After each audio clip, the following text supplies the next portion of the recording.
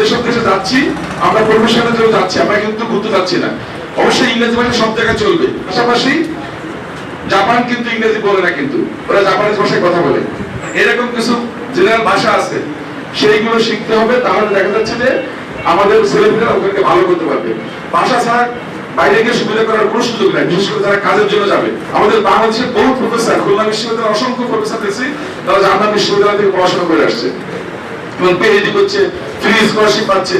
ভাষা শিখতে পারলে ওখানকার স্কলারশিপ, ওখানকার সুযোগ সুবিধা অনেক বেশি, এবং মোস্টলি তারা ভালো করছে, কিন্তু অনেকে ওখানে সেটেল হয়ে গেছে। কিন্তু তো আমি সবাইকে বলবো যে আজকের এই আয়োজনের মূল উদ্দেশ্য হচ্ছে একটা মানে ফুড স্টেপ তৈরি করা, যাতে আমরা মানে আগে যেতে পারি। আমাদেরকে একটা জায়গায় আসতে হবে, ওনাদের আসার মতো পরিবেশ নিয়ে আসতে হবে। আমাদের মাননীয় প্রধানমন্ত্রী আসতে পারে যে না, এই উপকূলের মানুষ এতগুলো বাইরে যাচ্ছে, so I must go there to encourage them. আমার এখানে লবণ পানি, আমার ধান চাষ হচ্ছে না, আমার এখানকার মানুষের বিকল্প কোনো কর্মসংস্থান নাই, নারীদের জন্য অনেক সমস্যা। তো আমি সবাইকে বলবো যে আজকে যেমন যে টেকনিকটা দেখালেন খুবই গুরুত্বপূর্ণ, কিন্তু chat GP can be a teacher for you.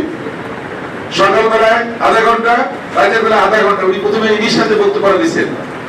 যে কোনো ভাষা চর্চা করলে তার একটা দক্ষতা আসবে, তারপরে গিয়ে ইনস্টিটিউটে ভর্তি হবে। কারণ আমাদের তো অক্টোবরে চান্স পাচ্ছি না। আমি ওনাকে বলেছি যে আমার রামপাল বন্ধা থেকে 25-50 জনকে দিয়ে আমি শুরু করতে চাই। উনি বলছেন স্যার সেই সুযোগটা আমরা করে দিব।